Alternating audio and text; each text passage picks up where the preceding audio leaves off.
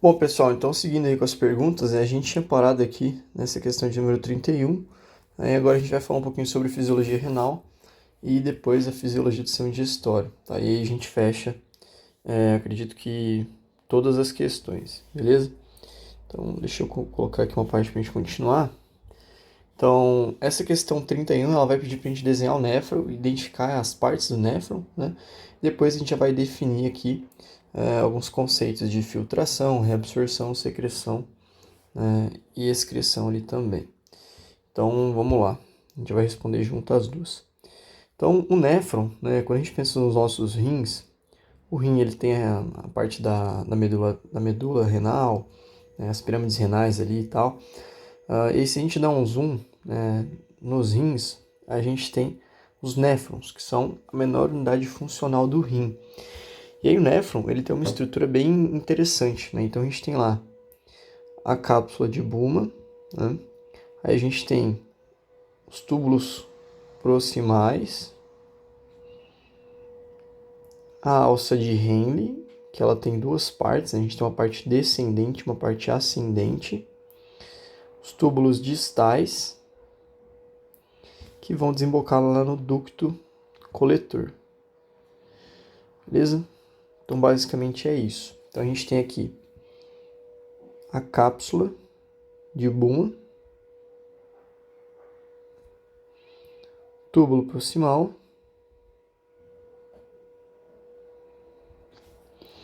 aqui a gente tem as alças de Henle, certo? Então essa aqui é a descendente e essa outra é a ascendente. Então a gente tem a descendente e a ascendente. Túbulo distal e aqui o ducto coletor, beleza? Ainda nessa cápsula de Bowman, a gente tem as artérias que vão levar o sangue até o néfron. Então a gente tem uma artéria, a gente chama de arteríola, né, na verdade, arteríola aferente,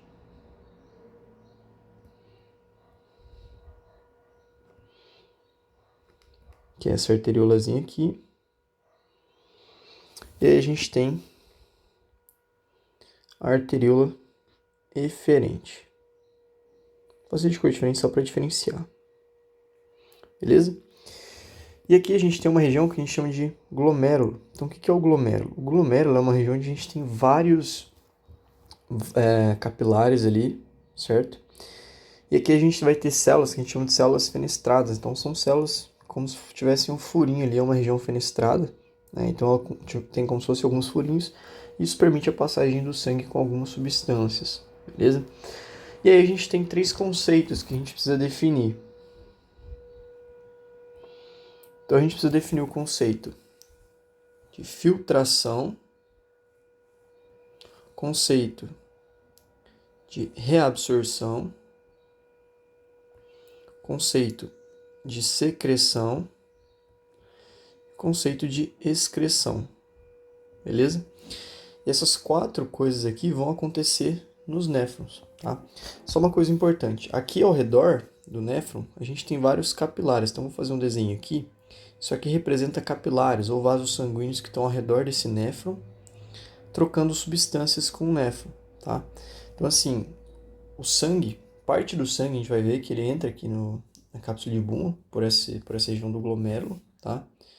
Lembrando que isso aqui é o glomérulo. Nossa senhora.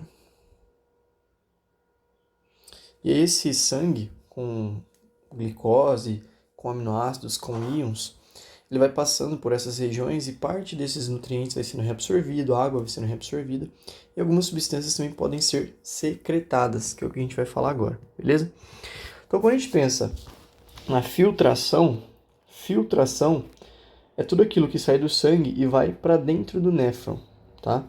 Então, a filtração ela vai ocorrer principalmente aqui nessa região onde a gente tem a cápsula de Bowman ali, o glomérulo, beleza? Então, a filtração é a saída da substância, né, o sangue que passa ali das arteríolas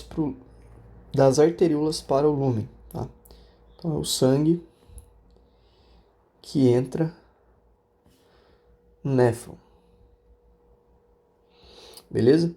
Então, a gente tem que, por exemplo, mais ou menos aqui, de 625 ml de sangue que passam por essa arteríola por minuto, mais ou menos uns 125, então cerca de 25%, 20% entra aqui no néfron, ou seja, 125 ml mais ou menos vão ser filtrados, tá? Desses 125 ml, 1% vai virar urina, então uma quantidade muito pequena. O restante desse líquido, a maior parte vai ser reabsorvida, tá? E aí a gente tem a reabsorção. O que é a reabsorção? É as substâncias que vão sair do lúmen do néfron e vão voltar para o sangue, tá? Então a substância ela volta. Vou colocar aqui o retorno das substâncias para os vasos sanguíneos. Então a gente vê que muitas substâncias, como por exemplo a glicose, aminoácidos, íons, eles entram no néfron, só que eles vão ser reabsorvidos. Aonde? Nos túbulos, né? Túbulo proximal, nas alças de Henle e também no túbulo distal. Então aqui, nesse túbulo proximal, nessa região aqui, vai ocorrer muita reabsorção, tá? Nas alças de Henle a gente também tem reabsorção acontecendo em ambos os lados, tá? Então aqui, por exemplo, nessa alça de Henle descendente, a gente tem uma grande reabsorção de água, tá? Por quê? Porque aqui a gente tem uma grande quantidade de aquaporinas que permitem a passagem de água de volta ali para os vasos, tá? Aqui, desse outro lado, a gente vai ter uma grande reabsorção, principalmente cloreto de sódio, né? Por exemplo, aqui no túbulo distal, íons, né? Um pouco de água também, túbulo proximal. Nesse túbulo proximal, a gente tem a reabsorção da maior parte da glicose, na verdade 100%, né? Da glicose, dos aminoácidos, certo? Dos íons, boa parte dos íons são reabsorvidos, enfim, vitaminas, né, outros nutrientes ali, cálcio, potássio, enfim, sódio, várias vitaminas e água também, tá? Esqueci de colocar aqui água. Então, a maior parte das substâncias vai ser reabsorvida nesse túbulo proximal. E aquilo que não for reabsorvido aqui vai sendo reabsorvido nas alças de Henle e no túbulo distal, beleza? Então, são regiões que ocorre reabsorção. Até aqui no ducto coletor, né, também pode ocorrer reabsorção. Então, a gente tem vasos que vão passar aqui ao redor, também pode ter reabsorção. A secreção da substância está relacionada com a passagem de substâncias do sangue para o lúmen. Então, a substância sai dos vasos e vai para o néfron, tá? Então, a gente pode ter também a liberação de substâncias desses capilares aqui sendo mandadas de volta para o néfron, beleza? E isso vai acontecer também nos túbulos, tanto proximal quanto distal, e no ducto coletor. Então a gente pode ter substâncias que vão sendo secretadas, como por exemplo, alguns metabólitos, né?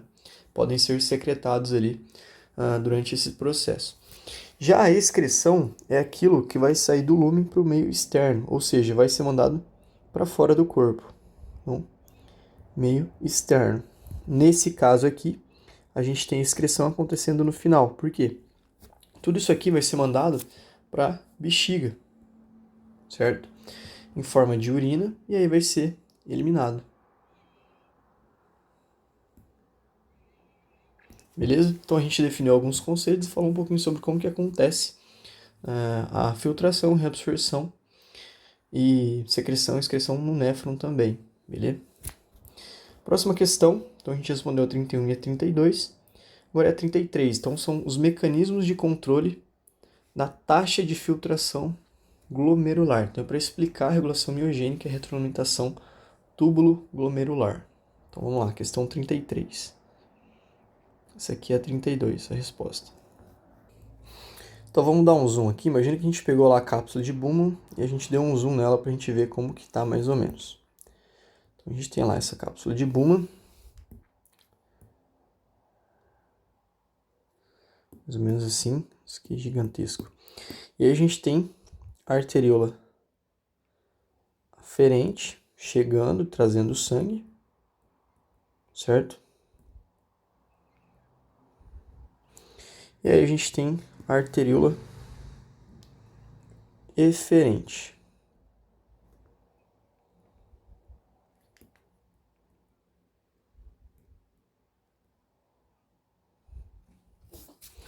E E aqui a gente tem aquela região que a gente falou, né, fenestrada ali, então aqui a gente vai ter vários vasos, vários capilares e tal.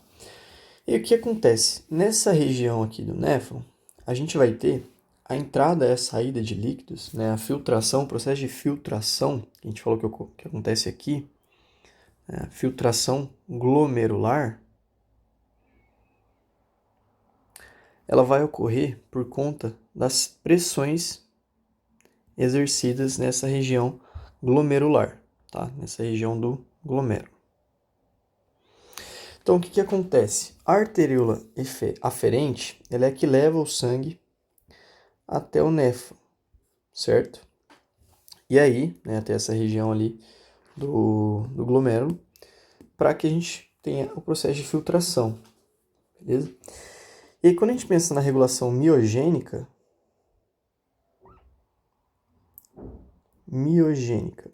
essa regulação ela vai ser exercida pelas próprias células envolvidas ali nesses processos regulatórios do néfron, beleza?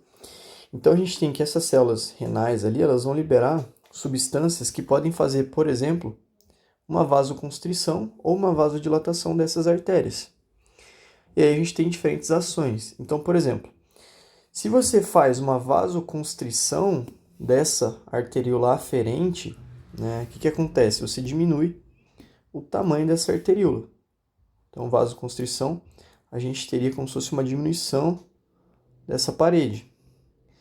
Assim, teria menos sangue chegando aqui nessa região glomerular e a pressão ia diminuir. Então, a vasoconstrição da arteríola aferente diminui a pressão de sangue exercido e, consequentemente, diminui a taxa de filtração glomerular, certo? Já a vasodilatação, se eu aumento o tamanho, né, a espessura dessa arteríola aferente, eu aumento também o fluxo sanguíneo. Consequentemente, eu vou aumentar a pressão e aumentar a taxa de filtração glomerular. Então, com vasoconstrição, eu vou ter menos fluxo. Com vasodilatação, eu tenho mais fluxo através, né, desse glomérulo, mais filtração, por conta das ações exercidas sobre essa arteríola aferente. Já se a gente pensar na arteríola eferente, ela vai gerar uma pressão contrária, né? Então, por exemplo, se eu faço uma vasoconstrição, ela está levando o sangue aqui do glomérulo para fora, certo? Então, se eu faço uma vasoconstrição, o que acontece? Eu vou diminuir essa arteríola e aí eu vou dificultar para o sangue sair. Assim, a gente vai estar aumentando a pressão aqui nessa região glomerular. Então, a vasoconstrição dessa arteríola eferente faz com que a gente tenha um aumento da taxa de filtração glomerular. Por quê? A pressão de sangue aqui vai aumentar. E aí, como o sangue não está conseguindo sair por essa arteríola, ele vai ser filtrado. Então, a vasoconstrição da arteríola eferente aumenta a taxa de filtração glomerular. Já a vasodilatação, se vasodilata, eu aumento essa arteríola e eu facilito a passagem do sangue para fora. E aí diminui a pressão nessa região do glomérulo e diminui a taxa de filtração glomerular. Beleza? Então esses são os dois mecanismos de regulação. Então a gente tem a vasoconstrição e vasodilatação da arteríola aferente e a mesma coisa na arteríola eferente. Só que a gente vai ter ações contrárias ali. Beleza?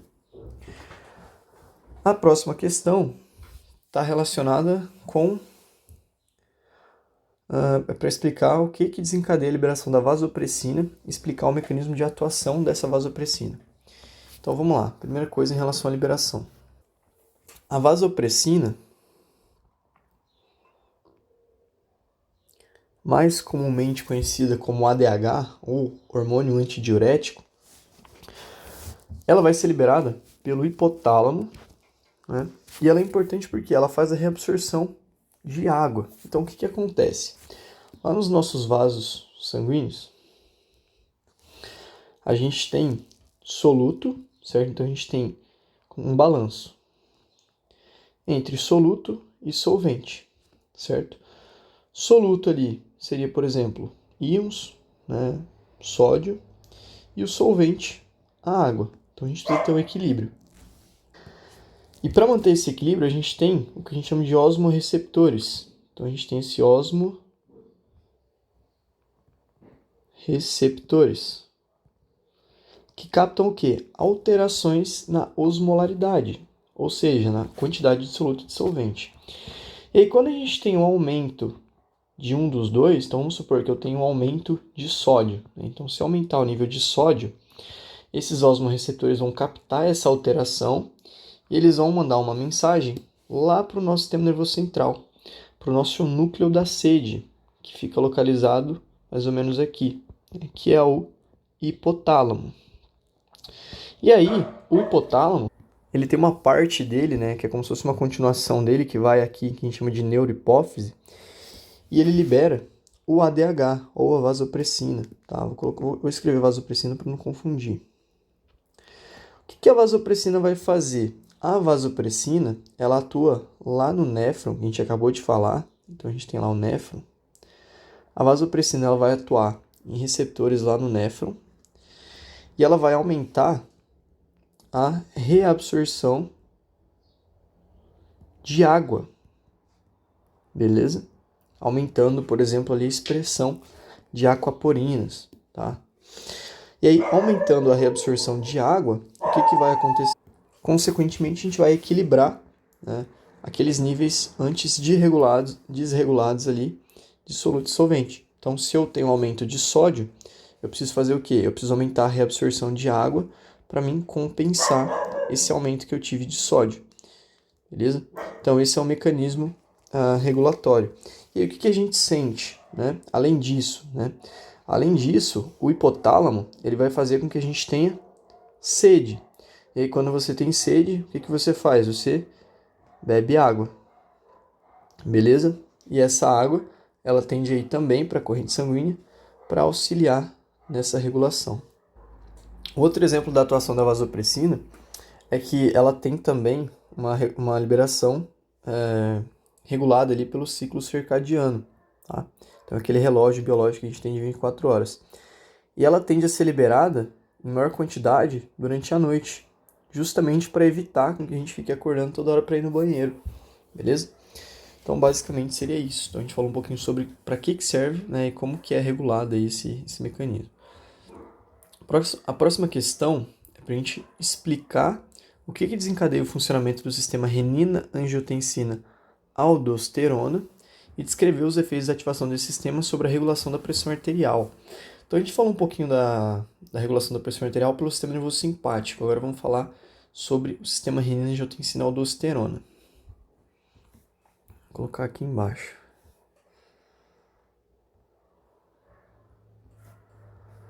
Então, vamos lá. Essa foi a pergunta 35. Vamos lá. Sistema renina-angiotensina-aldosterona. Então, uma das adaptações que a gente tem a processo um pouco mais crônico, né, a gente falou da regulação da pressão quando a gente tem uma hipotensão ortostática. Só que, pensando em uma resposta um pouco mais lenta, né, primeiro a gente tem lá o sistema nervoso simpático, né, no caso de uma hipotensão ortostática, aumentando ali débito cardíaco e volume sistólico, e também fazendo vasoconstrição, e tudo isso junto aumenta a PA, certo?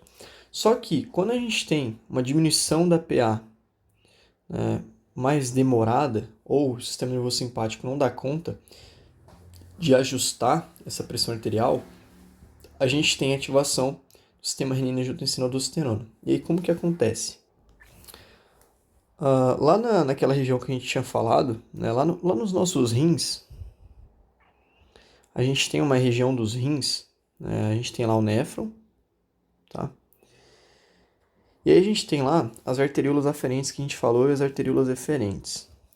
Nessa região próxima a essas arteríolas, a gente tem um conjunto de células que a gente chama de células justaglomerulares.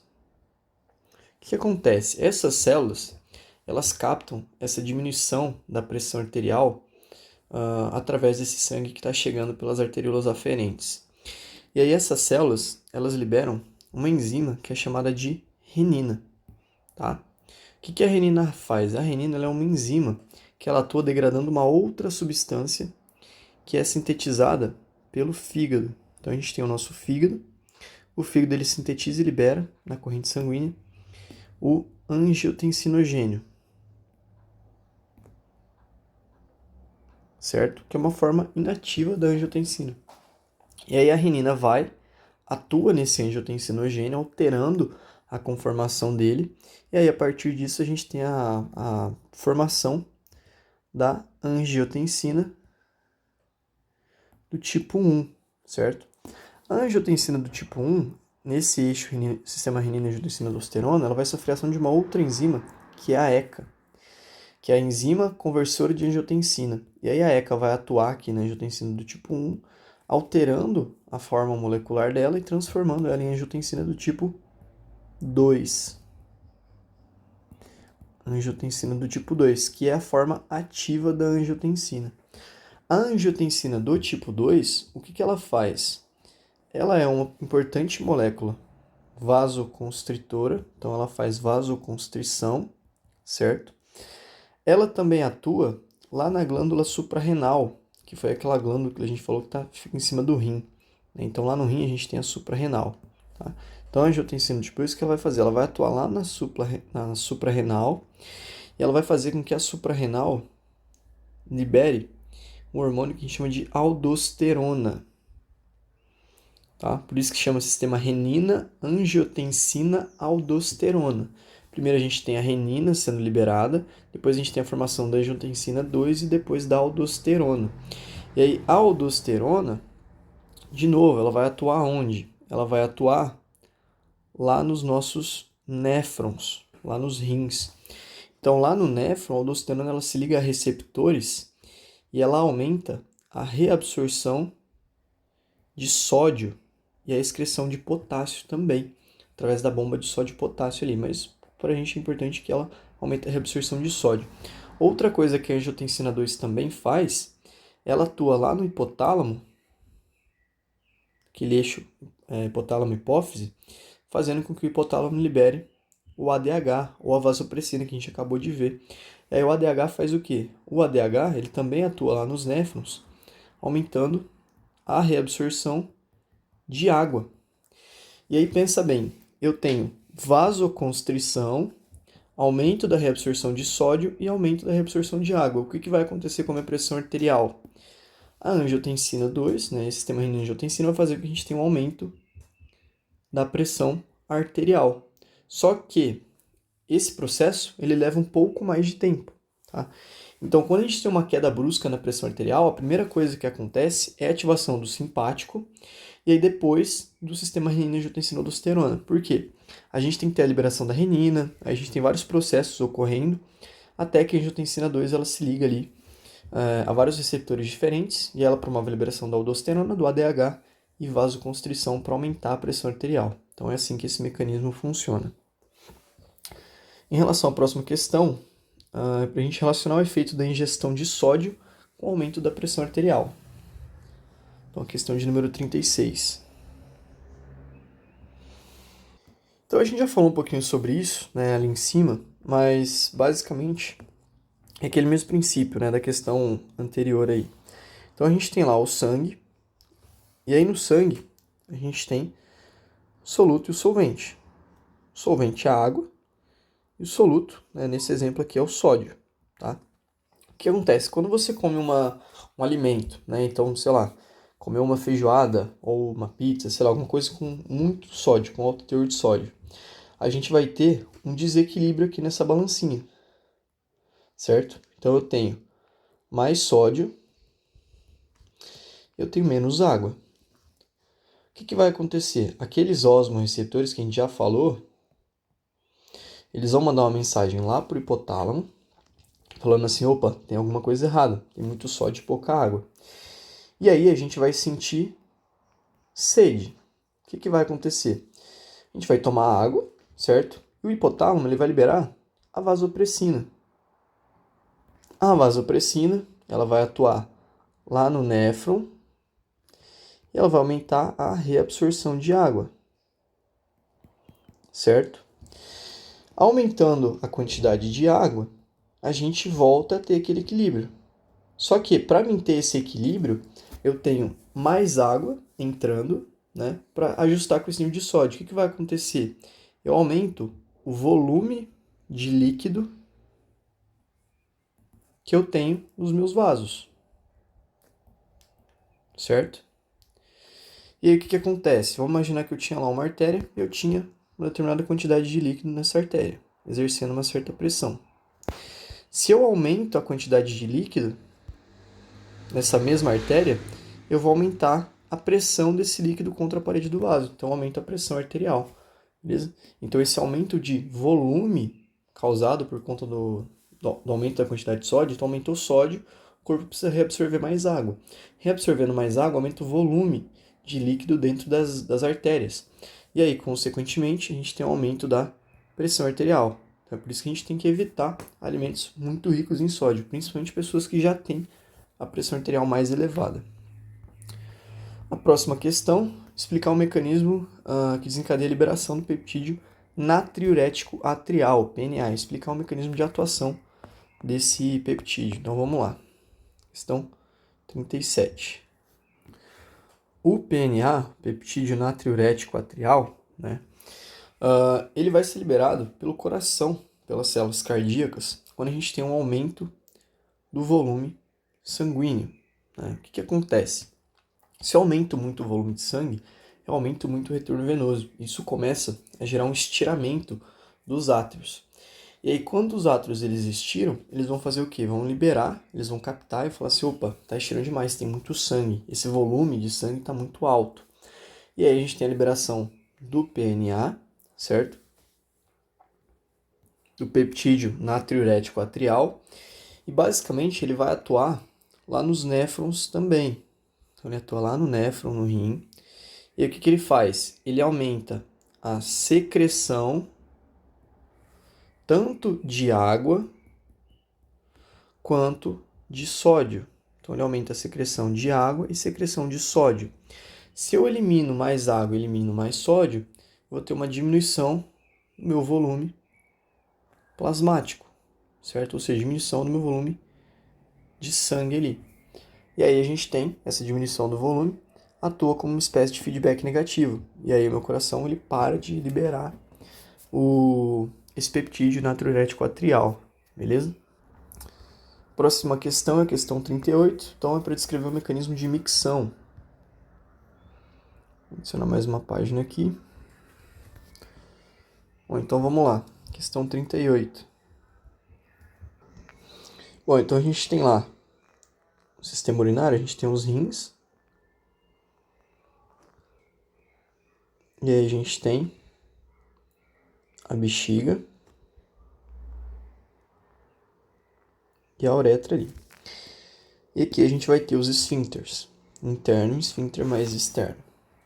O que acontece? Conforme a gente vai bebendo água, essa água vai sendo filtrada, uma pequena parte vai sendo mandada ali para a bexiga, essa bexiga ela vai começar a se encher. Então aumenta ali o volume de água. Conforme a bexiga vai enchendo, ela tem uma certa capacidade. E aí, em um dado momento, ela começa a estirar. Então a gente vai tendo estiramento dessa parede. Quando essa parede vai sendo estirada, a gente tem receptores aqui que captam esse estiramento e eles mandam um sinal lá para a nossa medula, onde a gente tem ali os nervos, né, parasimpáticos, ele que controlam esse mecanismo de micção. E o que acontece? A gente vai ter uma aferência chegando lá para a medula, então é como se o neurônio fosse lá e falasse assim, opa, a bexiga está aumentando muito, tem muito xixi, tem muita urina, a gente precisa eliminar. E o que vai acontecer?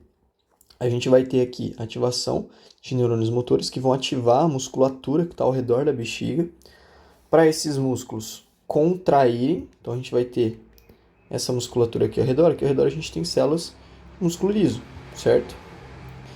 E o que vai acontecer? Esse músculo liso ele vai contrair e a gente também vai ter um estímulo sendo mandado aqui para esses esfíncteres, para os esfíncteres relaxarem. Então a gente vai ter o relaxamento do esfíncter, principalmente do esfíncter interno, e a contração da musculatura lisa.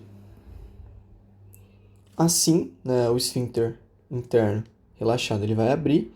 Esse esfíncter externo ele é um esfíncter voluntário, então a gente consegue controlar ele.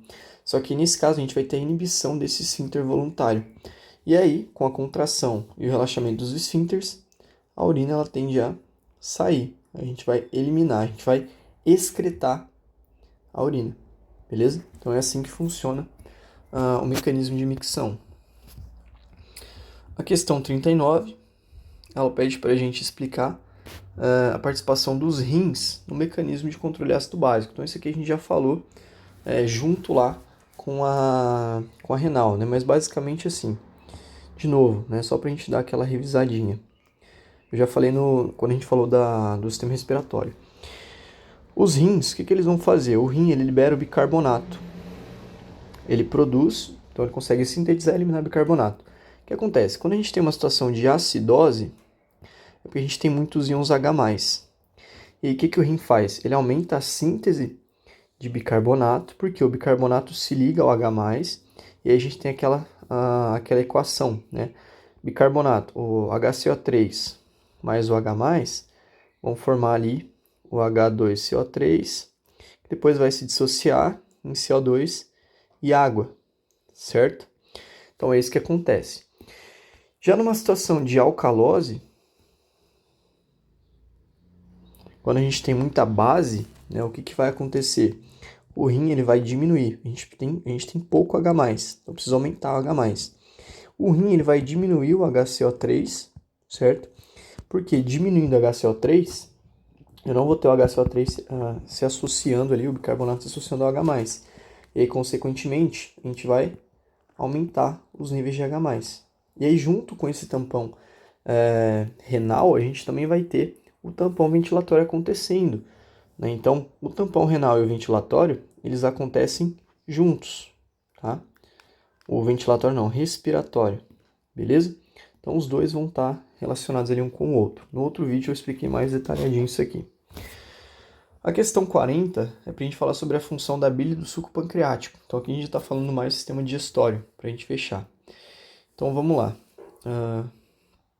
A bile e o suco pancreático.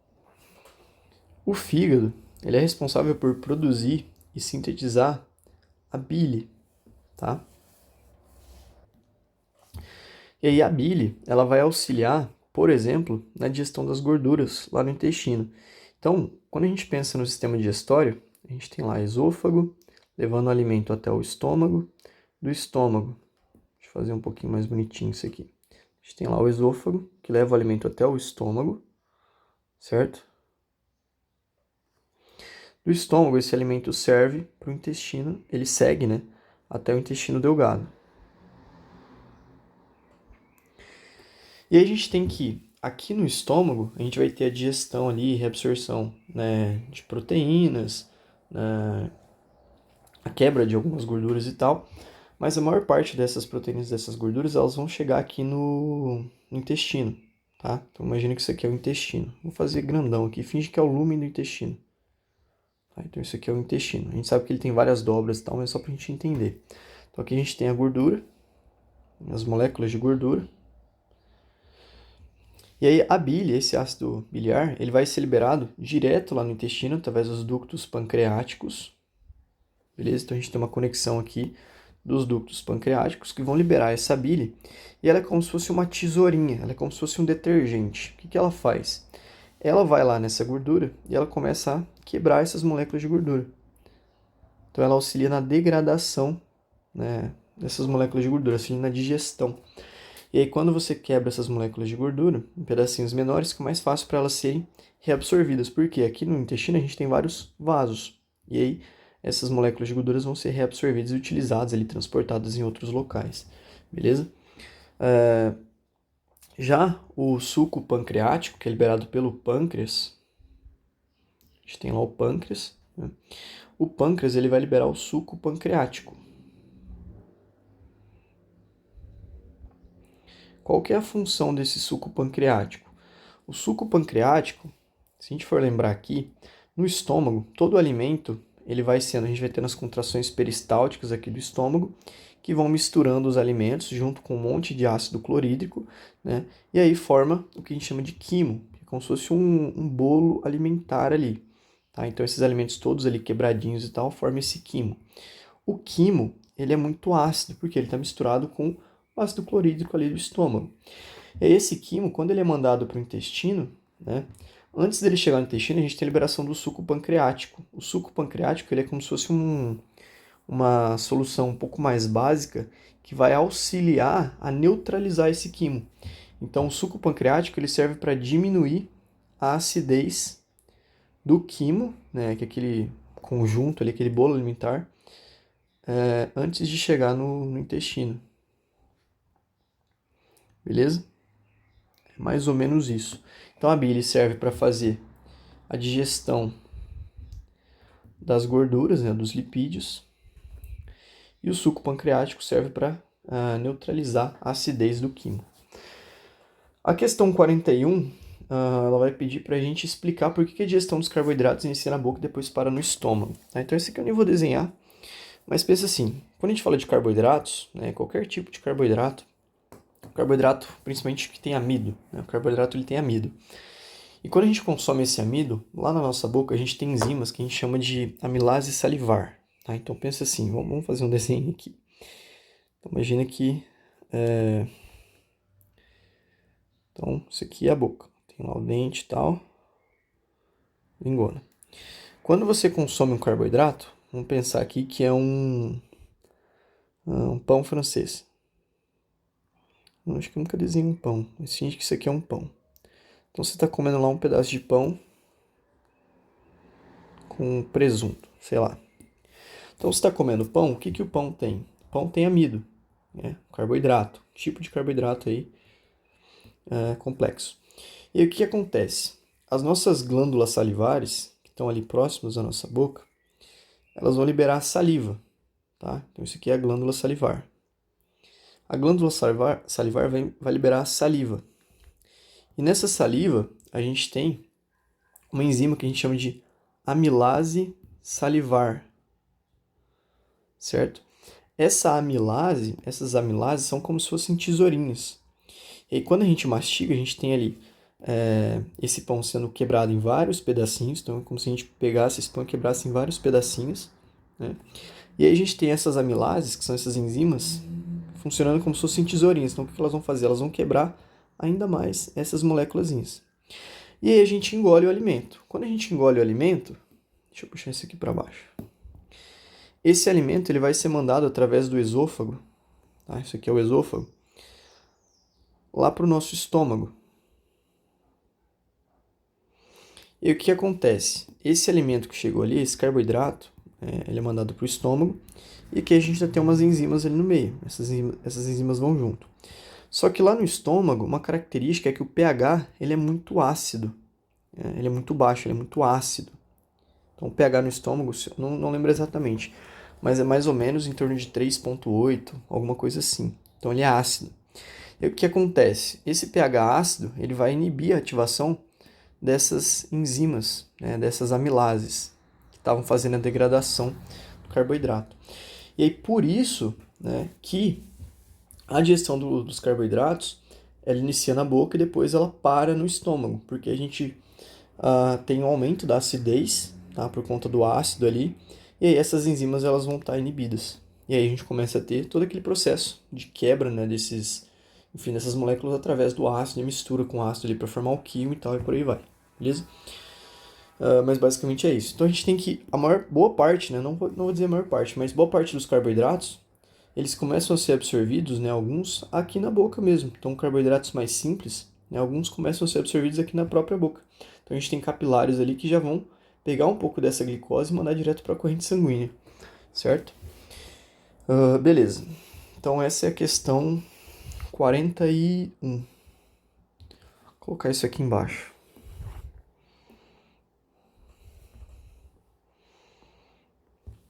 Então vamos lá. A questão 42, ela vai perguntar na deglutição qual que é a função da úvula e da epiglote. Então lá. Basicamente a úvula e a epiglote elas vão servir para bloquear a passagem do alimento para as vias respiratórias. Então a úvula vai impedir que o alimento vá para a cavidade nasal e a epiglote vai impedir que o alimento vá para a traqueia.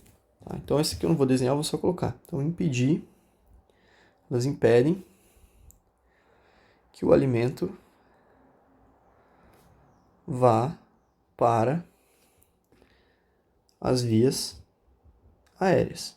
Beleza? Basicamente é isso. Agora aqui, por que a doença do refluxo esofágico tem sintomas similares a um problema cardíaco? Eu tinha feito esse esqueminha aqui, eu vou só repetir ele, tá? Quando eu estava dando uma revisada. Então vamos lá. Deixa eu dar um zoom nele aqui para não precisar desenhar de novo. Então o que a gente tem aqui? Imagina que aqui a gente pegou, né? A gente tem um esôfago aqui e a gente tem um estômago, tá? O que acontece com o refluxo? Quando você come muito alimento, o que acontece? O alimento ele passa aqui pelo esôfago e chega lá no estômago. E aqui a gente tem os esfíncteres esofágicos, tá? Isso aqui são esfíncteres. Beleza. Quando você come muito alimento, você vai aumentando o volume aqui no estômago, tá? E aí essas células do estômago começam a liberar ácido. A gente começa a ter a liberação de ácido. Então, quando a pessoa come muito, quando você come muito, né, você enche muito o seu estômago ele precisa liberar muito ácido para conseguir digerir tudo aquilo.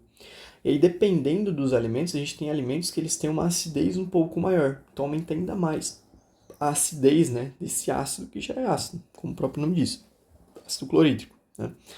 Só que, quando a gente pensa nessas células do epitélio estomacal, imagina que a gente pegou aqui e deu um zoom nessas células. Essas células, elas produzem, né, elas liberam ali uma solução mucosa de bicarbonato. Então, elas têm ali uma espécie de revestimento mucoso, né, como se fosse um muco ali, de bicarbonato, tá, de HCO3. Por quê? Porque esse ácido estomacal, quando ele entra em contato, isso aqui é ácido. O que é ácido? Ácido são íons H+. Quando esse ácido ele entra em contato com esse muco que é liberado pelas células estomacais, esse muco ele vai neutralizar essa acidez, certo? Então, H2O, HCO3 mais H+, forma o H2CO3, depois vira água, tá? E CO2 e tal. Mas basicamente a gente vai ter essa neutralização, e aí isso protege essas células da mucosa intestinal, tá? O tempo de vida dessas células é bem curto, então é de coisa de dias ali, máximo 2, 3 semanas, acho que não chega nem isso. Agora, quando você come demais, o que acontece? Aumenta aqui a quantidade de substâncias no seu estômago e pode ser que elas façam uma pressão e tenham um retorno aqui por esse esfíncter. Então o esfíncter, você comeu tanto que ele não está conseguindo segurar aquele alimento no estômago. E a gente tem o que a gente chama de refluxo, que é quando esse ácido ele volta. Quando o ácido ele volta aqui para o esôfago, essas células esofágicas, né, vamos pensar aqui nessas células do esôfago agora. A gente vai dar um zoom nelas. Essas células do esôfago, a gente deu um zoom, elas não têm nenhuma barreira mucosa para proteger. E o que acontece? Quando o ácido ele entra em contato com elas, ele vai fazer com que essas células morram. Então vai gerar ali machucados, certo? E consequentemente a gente vai sentir dor. Agora, por que essas dores, esses sintomas, eles são similares a um problema cardíaco? Porque vai acontecer na mesma região do tórax. Então, o esôfago, ele está na região torácica ali, certo? E aí, quando você tem esse ácido gerando essa agressão nessas células epiteliais esofágicas, que não tem uma camada protetora, né, você vai ter um sintoma parecido ali, um sintoma como se fosse de uma angina, né, de uma dor no peito, na região torácica ali. Tá? Mas isso acontece por conta do refluxo, beleza? Isso é comum em pacientes que têm a doença do refluxo esofágico, tá? E basicamente é isso. Aí a gente fecha com a questão 43. Então esse vídeo também ficou um pouquinho longo, mas é isso aí. Caso alguém tenha dúvida em relação a alguma coisa, podem mandar mensagem também que eu vou estar à disposição para estar ajudando vocês. Valeu? Então eu espero que esses vídeos aí tenham ajudado e precisando é só entrar em contato. Tamo junto.